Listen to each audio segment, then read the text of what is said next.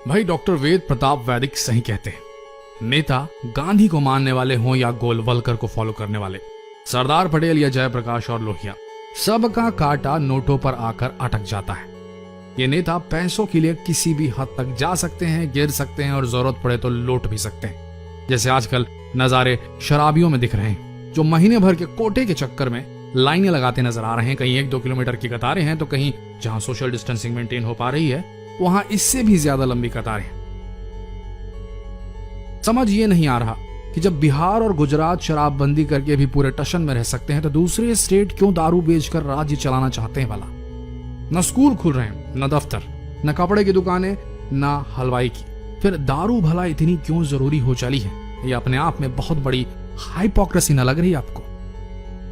सरकारें जो बदनाम हो रही हैं सो अलग, कोरोना फैला तो जो दिवाला निकल जाएगा वो अलग। माना देश चलाना बिना दारू के चंदे के अब इतना आसान न रह गया है, लेकिन घर तो 2 रोटी कम खाकर भी चलाया जा सकता है ना। अब घर परिवार चलाने में अगर दिक्कत आती है तो क्या घर का मुखिया छूट दे देता है? जा बेटा चोरी करके आ जा, थोड़ी स्मगलिंग कर ले, घर चलाने के लिए जरूरी पैसा आ जाएगा। ये हमारा देश, हमारा परिवार क्या इतना गया बीता हो गया है कि शराब की कमाई के बगैर चल न सकेगा?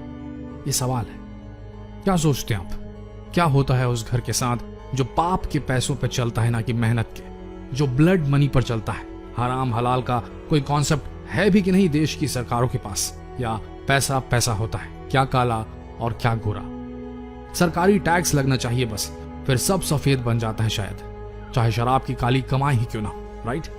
लेकिन ये गलत है। शराब का पैसा काला धन ही कहलाएगा।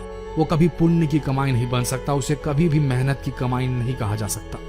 दुख की बात है कि जिस देश में डॉक्टर्स, साइंटिस्ट, इंजीनियर्स निकल कर दुनिया भर में देश का नाम रोशन कर रहे हैं, अपनी मेहनत, लगन और काबिलियत के दम पर गर्व से कह रहे हैं मेरा भारत महान, वो देश नौजवानों की प्रतिभाओं के दम पर देश खड़ा करना छोड़ दारू के धंधे पर फोकस कर रहा है। शराब भट्टियों के गल्लों में गरीब परिवारों के सपनों का दम घोटकर राजस्व कमाने का दम भर रहा है। ऐसे में कैसे कोई कहेगा मेरा भारत महान? जिस कोरोना महामारी से लड़ने के लिए देश भर को बंद कर दिया गया, उससे लाख गुना ज्यादा मौतें शराब से हो चुकी होंगी आज तक, और होने भी वाली होंगी। हर साल 1 लाख रोड एक्सीडेंट शराब के नशे में गाड़ी चलाते चलाते हो जाते हैं। हर साल 1,40,000 लोग शराब पीकर अपना लिवर सड़ा बैठते हैं और दुर्गति को प्राप्त करते हैं, मर जाते हैं। हर साल 30,000 लोग शराब की लत की वजह से कैंसर का शिकार हो जाते हैं। लेकिन ये रिकॉर्ड्स, सिर्फ रिकॉर्ड्स में रहता है सब कुछ। ये आंकड़े 2018 की WHO की रिपोर्ट के हैं। अगर हम ये आंकड़े खोज सकते हैं तो क्या सरकारों को ये आंकड़े दिखाई नहीं देते? यह बात कुछ और ही है। शराब की आमदनी की लत ने सरकार को भी आदी बना दिया है अपना। अगर शराब की दुकानें खोलनी इतनी जरूरी है तो फिर शराब की दुकानों के साथ वैश्यालयों को भी लीगलाइज करने के बारे में सोचना चाहिए सरकारों को। राजस्व तो छोड़ दीजिए, कम से कम शराब के नशे में बहकर जो हमले होते हैं देश की महिलाओं पर, उसमें कमी आ जाएगी। देश भर में बस, ट्रेन, हवाई जहाज सब बंद है। लोगों ने अपने घर की रोजी रोटी अपनी दुकानों, अपनी कंपनियों को बंद रखा है कि कहीं उनकी वजह से कोरोना ना फैल जाए। ईश्वर अल्लाह भगवान ने भी अपने पट बंद कर दिए हैं कि जाओ मत आओ मंदिर, मस्जिद, गुरुद्वारे और church.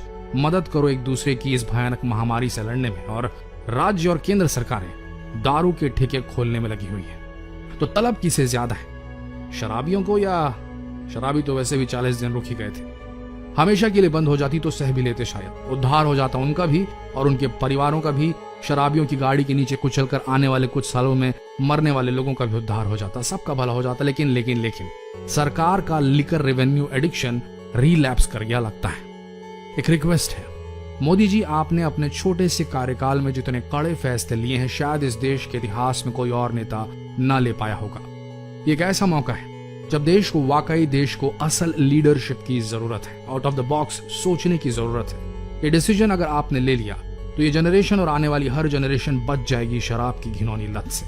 This is the right time and the only time India can lock the liquor down. अगर ये संदेश आप तक पहुंच रहा है तो प्लीज, पूरा देश आपके एक और कड़े कदम की ओर देख रहा है। Please lock the liquor down.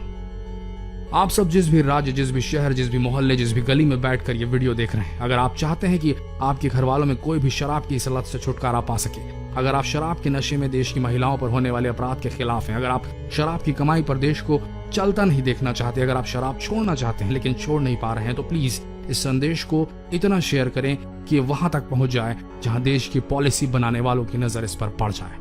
Trust me, it's worth it. कम से कम शराब पीकर जमीन पर लौटते लोगों के माइंड शेयर करने से तो बेहतर है। शेयर कीजिए #LockTheLiquorDown लिखकर शेयर कीजिए। धन्यवाद।